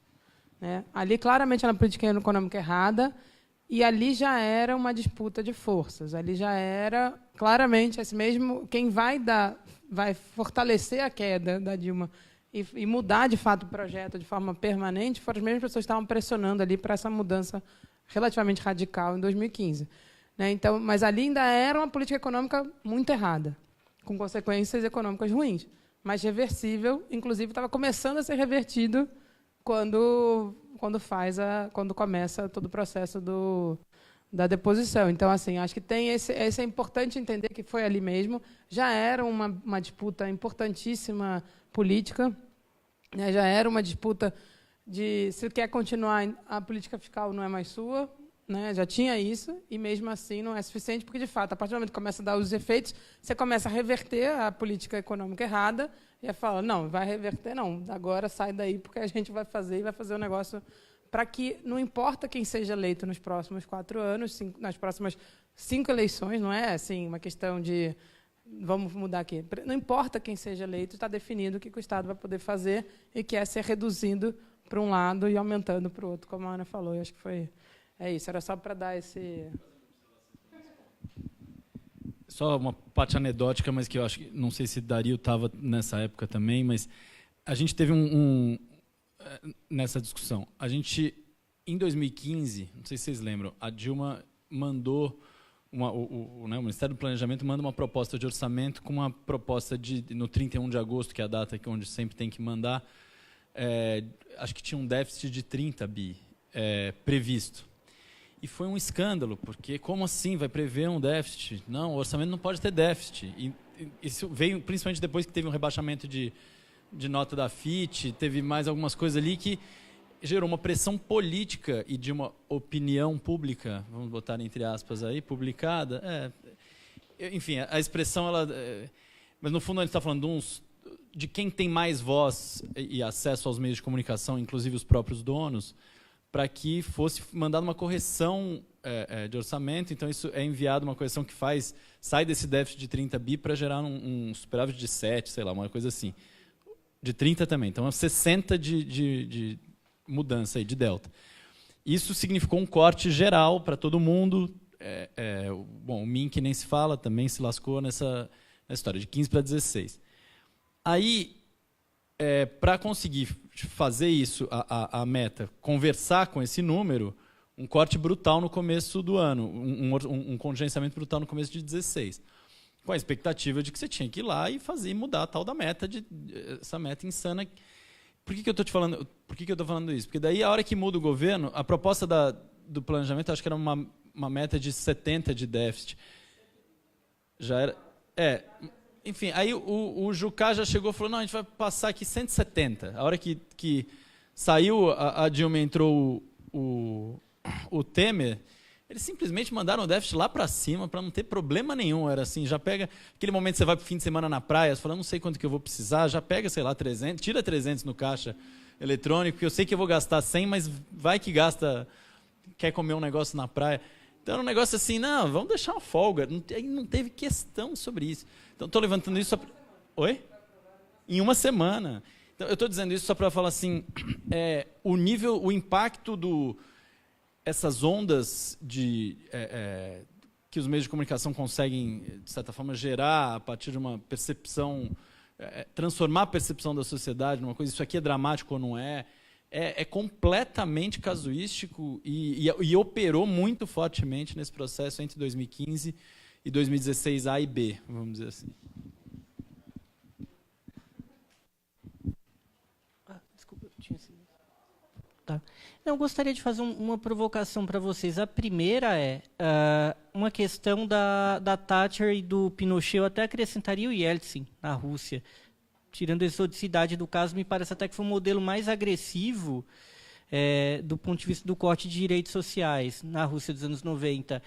Mas, bem ou mal, não no caso russo, mas no caso chileno e no caso inglês, por mais que aquilo tenha representado, em uma certa medida, um desastre social, aquilo tinha uma funcionalidade dentro da sua racionalidade.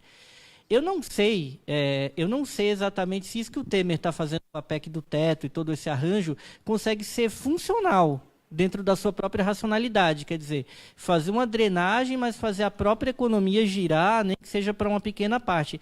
Eu não sei como vocês consideram, parando, porque, né, não estou dizendo... Sim, desastre social, acho que não resta a menor dúvida, mas como isso vai funcionar para a economia, girar mesmo, não me parece que esteja dando certo. E o segundo ponto é uma provocação. Do mesmo jeito que o Pinochet precisou solapar uma democracia liberal, para aplicar essas medidas, e essas medidas também foram marcadas por medidas de exceção na Rússia, foram também, o Yeltsin recorreu a normas que passavam por cima da própria Constituição russa, sobretudo em 93, quando ele promoveu um massacre, e que é conhecido, né? O pessoal lembra do período soviético, mas o maior massacre que aconteceu na Rússia, tirando as guerras, foi em setembro de 93, justamente reprimindo as massas que se insurgiam contra os cortes brutais de direitos sociais. E assim, quais são as possibilidades nossas, dentro das regras da democracia liberal, de reverter isso? Porque tem tudo isso. Quando era a Dilma lá, você põe uma regra, parecia uma racionalidade para o governo.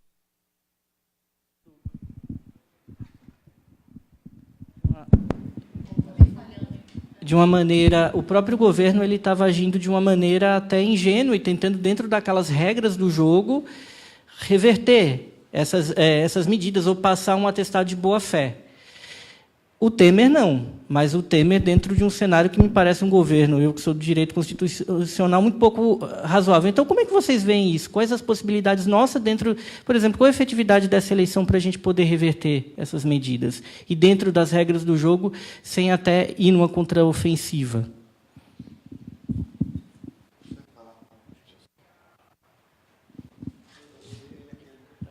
Posso?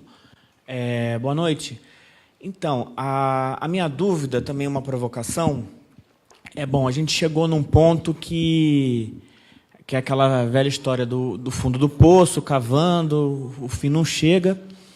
E, na verdade, ao meu ver, a gente, ao longo dos anos 2000 até 2012, teve algumas vantagens e algumas possibilidades de ampliar a política fiscal. Sendo que, a partir de 2015 e a partir do governo Temer, foi-se aquela ladeira abaixo, né? Você fazia o corte, a queda era mais alta, corte, queda mais alta. Para chegar num ponto que hoje eu tenho muita dificuldade de ver como é que se constrói até uma própria reversão disso, dado que o déficit é enorme, a capacidade de reação, de investimento e de uma despesa contracíclica é muito pequena. A gente está hoje falando o livro, como a Esther falou, está colocado hoje no debate eleitoral. Pode ser que a saída dessa eleição seja uma alternativa mais conservadora, democraticamente eleita, ou se é que pode chamar de democraticamente eleita uma eleição como essa, mas pode não sair.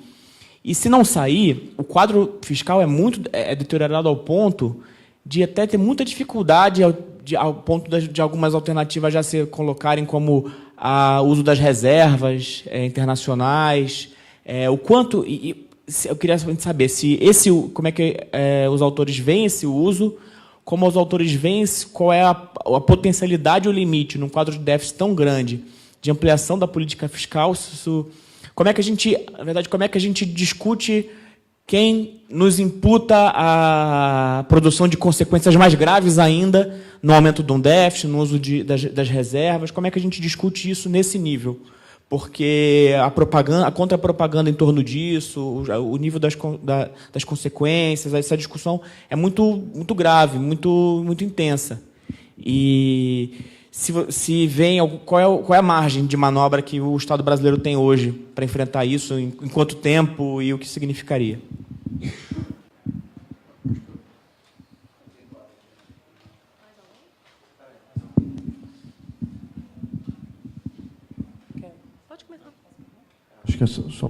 Acho que essa pergunta é excelente. Quer dizer, ganhando um governo que esteja disposto a interromper o ciclo da austeridade, se ele vai ter condições políticas de realmente interromper, né? Acho que... Sim. Não, ótimo. Acho que, bom, vamos lá. Perguntas difíceis. Mas que acho que na verdade, são perguntas complementares, né? Eu acho que você aprofundou um ponto que o Hugo, acho que não sei se era exatamente esse ponto, mas dava para entender um pouco o que tinha a ver com isso também, a pergunta do Hugo. Bom, primeiro, só falar do Yeltsin rapidamente aqui, eu acho que você tem toda a razão. E o problema do Yeltsin, que acho que foi mais grave, é que ele, assim, se parar para pensar o que foi aquele desmonte da União Soviética, que levou a uma queda... A União Soviética perdeu metade da economia em 7 anos, foi uma coisa absurda. A economia despencou por uma total capacidade de remontar uma economia capitalista, não é uma economia socialista. Você não conseguiu montar um capitalismo na União Soviética. Você achou que você tira o Estado e o capitalismo aparece, que é a maior burrice do mundo. Assim, o capitalismo ele nasceu com o Estado. Não é à toa que a data de nascimento do capitalismo e do Estado nacional é exatamente a mesma. Né? Claro que aí cada um vai dizer que não, foi 1700, que só com a Revolução Industrial. Não, o capitalismo nasceu antes da Revolução Industrial. A Revolução Industrial já é parte do processo capitalista.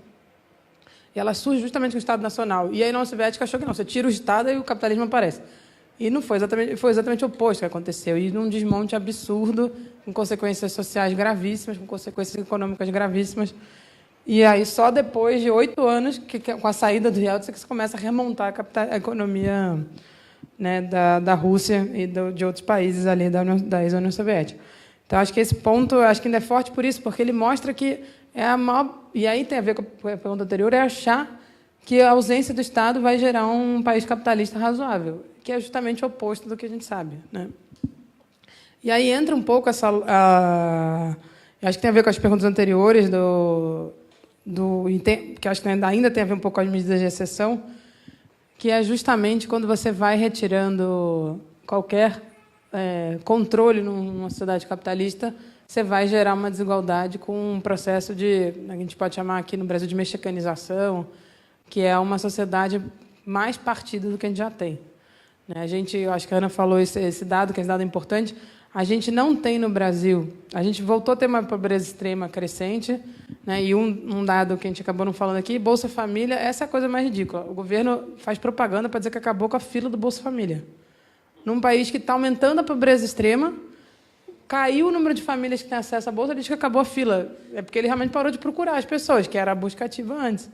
Não, acabou a fila porque as pessoas não conseguem nem chegar para falar que está precisando do benefício. E você também não vai procurar, então, realmente, parece que acabou a fila.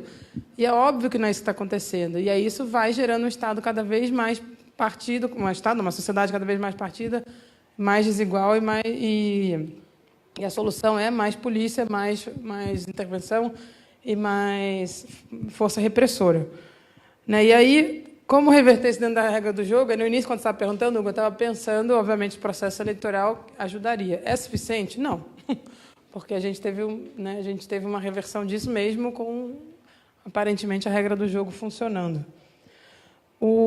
É claro que você precisa ir muito um pouquinho a ideia do livro, quanto mais a sociedade estiver informada. É claro que a gente sabe que esse livro não chega a toda a sociedade brasileira, né? Chega a uma parcela relativamente pequena, que é pessoas que têm capacidade de comprar um livro, capacidade de ler o livro, capacidade de discutir isso. Mas a gente tem participado de vários fóruns para ampliar isso, né? O pessoal da plataforma DESC, que reúne 42 entidades, tem feito rodas de conversa para tentar levar essa discussão. Eles têm um projeto enorme sobre direitos valem mais, né? Não aos cortes sociais, com tentativa de tornar isso mais acessível à população. Mas é claro que assim, isso é só a primeira parte, né? Mobilizar as pessoas entenderem o que está acontecendo é o início, mas não é o final.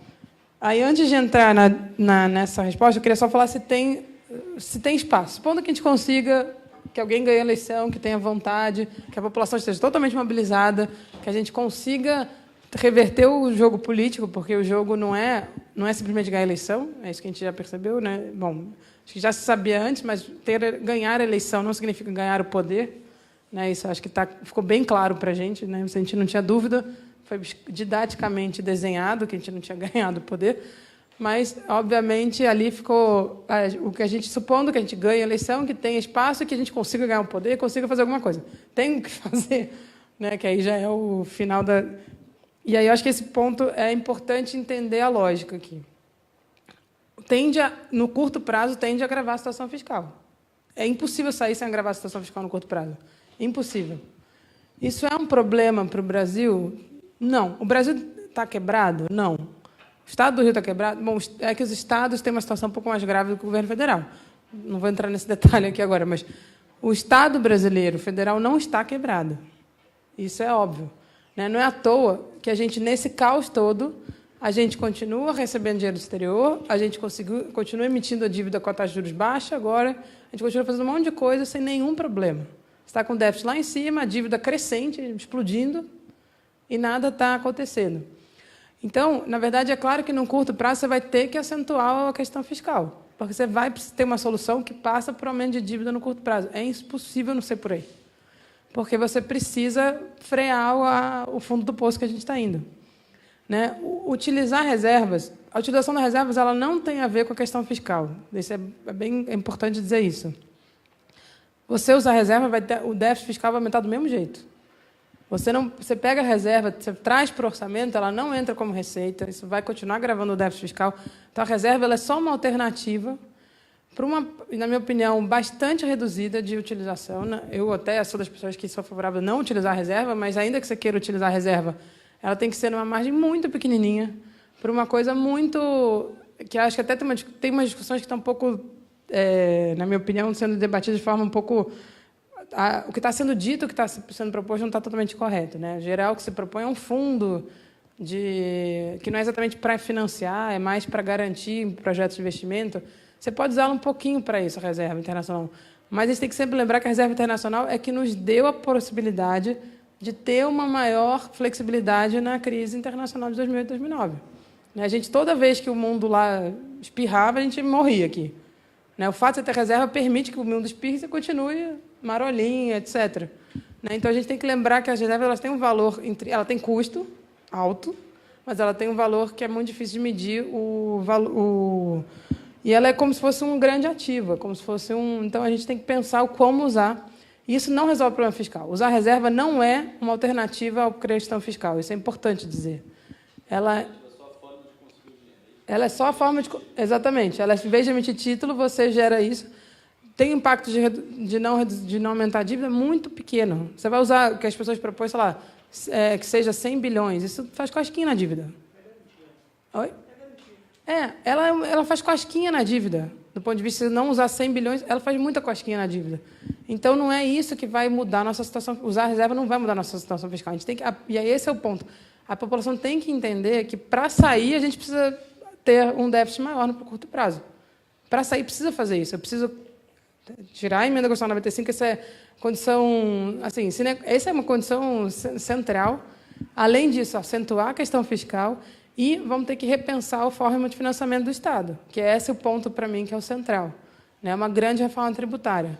Se a gente fazer uma grande reforma tributária, no mínimo de recompor a carga tributária federal, que a gente perdeu mais de 2 pontos de PIB. 2 pontos de PIB são 100 bilhões. A gente perdeu isso por conta da crise, por conta de parte das desonerações, mas não foi só desoneração, foi a mudança da estrutura produtiva, foi uma série de coisas. Perda da participação da indústria no PIB, que quem paga, o único setor produtivo que paga imposto no Brasil é a indústria. A agricultura paga 0, o setor agropecuário paga 0 de imposto, o setor de serviço paga um pouco, mas proporcionalmente ao peso que ele tem no PIB é muito pequeno, quem paga mesmo. Então, a indústria ter parado perde carga tributária. Então, a gente precisa fazer uma grande reforma tributária e rediscutir o financiamento do Estado. Não dá para fazer isso no curtíssimo prazo, porque qualquer aumento de imposto no curto prazo é também recessivo.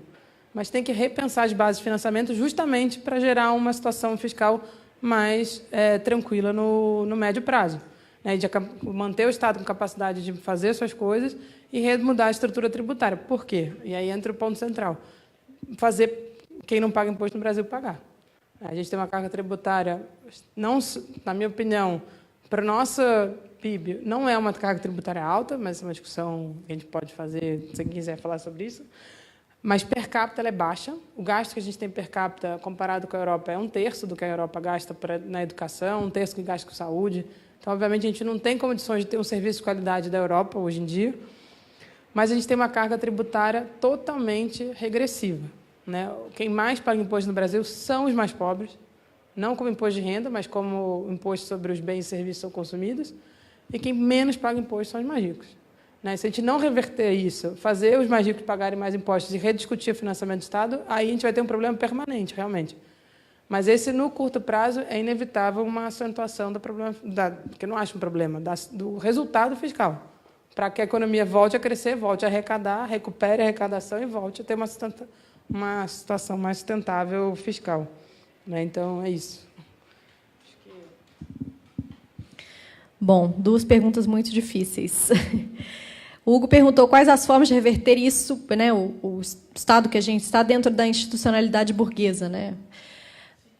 Se tem, Bom, a gente está vivendo um momento de chantagem perene, né? Que qualquer tipo de política que seja diferente do ajuste fiscal, da austeridade fiscal, já se faz um alarde, já se chama de irresponsável, de uma política, né, da gastança, enfim, todos esses adjetivos que a gente conhece, que não são adjetivos negativos por coincidência, né? São todas escolhas, né, de como tratar uma certa corrente econômica, etc. Eu acho que esse ano de 2018 é um ano chave, né, da gente pensar, da gente lutar para a não legitimação desse projeto nas urnas, né? Como a Esther falou, de fato, esse projeto que está sendo aplicado ele é antidemocrático porque ele não foi legitimado nas urnas. Mas, mais do que a gente pensar na eleição presidencial, que é o que a gente tende sempre a fazer, eu acho que é fundamental a gente pensar também no Congresso, né, nos nossos congressistas, nos nossos senadores, nos nossos deputados federais, né, porque para a gente revogar a emenda constitucional 95, que é o que a gente, né, bate na tecla bastante com esse livro, a gente precisa de apoio no Congresso, né, porque a gente precisa de passar isso como isso é uma outra emenda constitucional, né. Então, a gente precisa prestar muita atenção nessa eleição para o nosso Congresso também. Nessa eleição, a gente, pode se acentuar a vantagem que candidatos mais ricos têm, né, nessa eleição, devido à possibilidade de autofinanciamento também das campanhas. Então, a gente já tem um Congresso que não representa a sociedade brasileira, né, de pessoas ligadas aos ruralistas, aos empresários. Eu acho que 80% são homens brancos, enfim, que não refletem a sociedade brasileira. Então, a gente precisa lutar para que esse Congresso seja diferente, porque senão a gente não vai conseguir mudar essa situação, né? Eu acho que isso é um dos caminhos que a gente tem de reverter isso dentro da institucionalidade burguesa. Agora, se a gente vai conseguir, eu não sei. Aí a gente depois pode pensar em outras alternativas. Sobre a questão da questão da tributação também que a Esther falou, né? Eu falei um pouquinho da política fiscal. E a política fiscal ela tem dois lados. Ela tem o lado da tributação e ela tem o lado do gasto, né? A tributação é como o Estado arrecada, né? E o gasto é o que a gente trata um pouco aqui no livro, né? Especialmente no gasto social. Então, essa questão da tributação em si, ela aparece um pouco no capítulo 2, mas ela não está tão destrinchada. Tem várias pessoas aí, vários grupos importantes, o pessoal da Anfip, né, liderados aí também pelo professor Eduardo Fagnani, que estão discutindo formas de fazer reformas tributárias, né, no Brasil. E, como a Esther falou, né, além dos setores do pagamento de impostos no Brasil por setores ser muito desigual, né, o Estado brasileiro gera aumenta a desigualdade quando ele tributa, né? Não que eu seja contra a tributação em si, né, mas a nossa tributação, como ela é hoje, baseada nos impostos indiretos, né, aqueles que incidem sobre o consumo, ele aumenta a desigualdade, e instrumentos que eram para ser redutores da desigualdade, como o imposto de renda, eles também aumentam as desigualdades, né?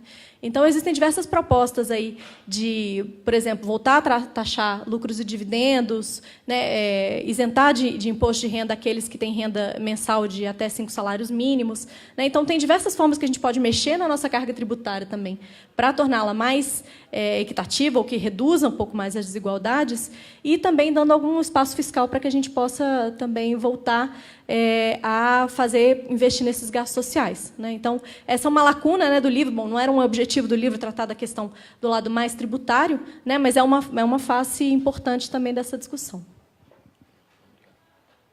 Eu queria só falar sobre uma coisa que a gente esqueceu de falar, senão eu vou deixar passar em branco. A gente lançou esse documento aqui também, Austeridade e Retrocesso, Impactos Sociais da Política Fiscal no Brasil. Ele está disponível online. Infelizmente, eu só tenho essa cópia aqui. Que ele trata também de vários dos assuntos que estão divulgados aqui no livro, né? A gente tentou fazer de uma forma ainda mais didática. Ele é assinado por 18 instituições, e eu acho que são mais ou menos uns 30 pesquisadores, além dos autores do livro, outros pesquisadores também se juntaram a gente nesse documento, né? Para tentar mostrar também, né, os impactos sociais da política fiscal no Brasil, os impactos da austeridade. Está muito bonito, a gente está muito orgulhoso dele, que ele ficou bem bonitinho. Pode dar uma folheada. Ele está meio rabiscado, que eu já fiz umas anotações aí, mas... Então, está disponível lá no site do Brasil Debate, também para quem quiser olhar, dar uma olhada lá, fazer download. E é isso aí. Não, acho que até falar que o livro também teve parceria com algumas instituições, né? Então, com a Fundação Friedrich Ebert, com a Anfip, com a SEBS, com a Fundação Perseu Abramo, com a Tricontinental, obviamente, mas o apoio da autonomia literária, como já falou no início, foi a editora que, até voltando a falar para quem chegou agora, que, no fundo, teve a ideia do projeto, né? Acho que esse é um ponto importante. E eles têm uma série de livros nessa linha de anti-austeridade, que ajuda um pouco no debate no Brasil, que acho que vale a pena a gente tentar tornar isso mais acessível para a população. Então, a ideia desse documento foi justamente ter um documento ainda mais acessível. Continuamos sabendo que ele não é 100% acessível, porém, ele está disponível em PDF. Se vocês quiserem divulgar mais, também vale a pena. Então, alguém gostaria de fazer mais uma pergunta, alguma intervenção, para a gente depois já poder encaminhando o encerramento? É muito curta a pergunta. Eu entendo perfeitamente por que os mais ricos, os muito ricos, o setor financeiro, a classe média, porque tem a manipulação da mídia, mas eu tenho dificuldade de entender por que o setor produtivo. Aí algumas pessoas dizem que não tem uma burguesia nacional produtiva, então é por isso que não há uma reação em relação a isso, aí faz comparação com outros países. Eu queria, só se vocês refletiram sobre essa camada aí. E aí tem um termo antigo, que eu acho que não é mais que se fala em economia, né, mas que é essa coisa de ser uma economia dependente, um modelo de economia dependente, e eu ouvi recentemente num ambiente sindical, né, que você, na verdade, você não tem mais os empresários, você tem prepostos de grandes corporações, e acaba que você não tem, então, um debate, efetivamente, nessa área da produção. Então, Legal, boa pergunta. Assim, um debate que já veio aqui algumas vezes. Acho que... Tá, só para encerrar, então, aqui rapidinho, acho que tem duas coisas. Uma, acho que você mesmo já deu parte da resposta, né? Tem... acho que não sei se é a Beluso, enfim, um monte de gente fala isso. O problema da burguesia nacional brasileira é que não só ela é um pouco fraca, como ela é inexistente. Essa é um pouco... A gente não teve uma revolução burguesa, etc. Mas, além desse fato, que é um pouco dificulta a ideia de uma burguesia nacional produtiva, eu acho que eu estava até escrevendo um outro texto agora sobre exatamente esse ponto, resgatando a teoria da dependência. Um pouco esse projeto que eu falei aqui no início, já tem várias pessoas falando sobre ele. Acho que tem um texto do Gadelha, que é central. Eu encontrei uma frase, um texto do Luciano Coutinho, em 2012, falando que a gente tem que tornar a redução da pobreza, a redução da desigualdade no Brasil, o mote do desenvolvimento, e isso tem espaço para desenvolvimento produtivo. Só que quando a gente começou a falar isso, muita gente reagiu. Assim, acho que talvez a forma como isso apareceu recentemente veio meio contrário à discussão desenvolvimentista anterior, e não é, obviamente, esse não é o objetivo. E aí eu fui olhar, e até conversando com um amigo, ele falou assim, não, mas é a teoria da dependência, se você olhar lá, é direto, é nosso problema. E aí, relendo os textos sobre a teoria da dependência, eu achei um texto da Elie Diniz, que não é que era contrário à teoria da dependência, era um diálogo com a teoria da dependência, e ela fala o seguinte, não, a burguesia nacional no Brasil existiu, ela teve papel, ela soube usar o Estado a seu favor, durante muitas vezes, né? Então, essa ideia de que o Estado agiu a despeito da burguesia industrial não é tão verdade, na opinião dela. Ela teve acesso ao Estado, ela teve como mecanismo de fortalecer a burguesia industrial. Só que ela falou, o grande problema dessa burguesia é que ela é atrasada por diversos motivos, entre eles que ela não aceita nada que remedie os efeitos sociais do projeto de desenvolvimento. E ela falou em 78, esse texto, não é de agora. Né? Um texto de 78 falando isso, e isso ficou claro agora, na verdade. Né? Quando você, na Constituição de 88, que foi já... Se a gente olhar a Constituição de 88, tem para todos os gostos, na verdade. Mas ela ali botou um Estado de bem-estar social que foi sendo construído. Quando esse Estado mostrou o seu potencial de redução de desigualdade, houve a reação. E aí se destruiu ele. Né? Na verdade, está sendo destruído paulatinamente. E o objetivo da emenda constitucional é destruir o Estado. Ela não é uma questão fiscal, ela não é uma discussão econômica, de projeto de crescimento, que se fosse... Isso era muito engraçado. Primeiro, basta tirar a Dilma que volta a crescer. Depois, basta aprovar a emenda constitucional que vai crescer. Basta aprovar a reforma da Previdência que vai crescer. Basta a reforma trabalhista que vai crescer. E basta eleger, agora vamos dizer que basta eleger o Alckmin que vai crescer. Enfim, É um processo que basta fazer alguma coisa que vai crescer, que tudo, obviamente, na minha opinião, uma grande falácia, um grande engodo para mudar o projeto de país de fato. Né? E aí eu acho que... E aí, só para terminar, eu acho que tem um ponto que foi muito claro, assim, né? Por exemplo, quando você começou a fazer políticas para reindustrializar, a gente teve várias... Desde 2003 se voltou a ter política industrial no Brasil, uma coisa que tinha acabado. Foi boa, foi ruim? Não vou entrar nesse debate. Mas, a partir de 2012, teve mais políticas que, em tese, eram demandas dessa classe industrial. Redução de juros, desvalorização do dólar, então aumentar o preço do dólar, reduzir o custo de energia, e uma série de coisas foram feitas, e a reação foi desoneração da folha, né, uma desoneração do custo, que foi uma maneira de se reduzir o custo de trabalho sem mexer nos salários, né, por meio da desoneração da folha, uma série de coisas, refeito praticamente nulo. Qual se percebeu ali? Que, na verdade, essa burguesia industrial produtiva ela tinha se adaptado a um sistema de juros altos, câmbio valorizado, preços caros no Brasil de energia, etc. E, na hora que você mudou isso, ela, na verdade, ficou sem reação. Ela perdeu dinheiro no rentismo, ela perdeu dinheiro com a importação que ela fazia de grande parte dos seus insumos. Você foi fazendo um monte de coisa que, na verdade, para aquilo ali não era favorável a ela. E aí, sem dúvida nenhuma, se você quer repensar um desenvolvimento produtivo, e a gente precisa ter no Brasil uma reindustrialização, eu não tenho a menor dúvida disso, a gente precisa voltar a gerar empregos de altíssima qualidade, etc., ela precisa de um projeto que venha, um projeto completo. Né? Não é achar que vou dar um incentivo para o setor privado e ele vai fazer o processo de industrialização. Não é isso que vai acontecer. Né? O processo de industrialização depende de uma reorganização de um projeto de desenvolvimento, e é por isso essa ideia do final do livro. Eu preciso repensar todo um projeto de desenvolvimento onde eu vou escolher, e aí não são exatamente setores, mas vou escolher problemas que eu preciso enfrentar e fazer o setor produtivo privado caminhar naquela direção conjunto. Não adianta fazer, põe os preços certos que o setor privado vai. Não vai acontecer. Se a gente fez isso, não aconteceu. Né? Foi por pouco tempo, não foi, entendeu? Eu não queria entrar muito nessa discussão. Mas, na minha opinião, se você não fizer como foram os grandes projetos transformadores no Brasil, foram projetos que teve uma grande orientação do Estado, como foi no mundo inteiro. Nenhum país mudou sua estrutura produtiva, nenhum país fez um grande projeto de desenvolvimento sem atuação, sem uma combinação do setor público e setor privado, sendo que o setor público, em geral, é quem dá o norte para onde está indo. Se a gente não fizer isso, dificilmente a gente vai ter uma grande mudança na estrutura produtiva, uma grande geração de emprego de qualidade. E por que não? E aí é por isso que eu falei, tem um monte de gente escrevendo sobre isso. A gente está agora escrevendo sobre isso também.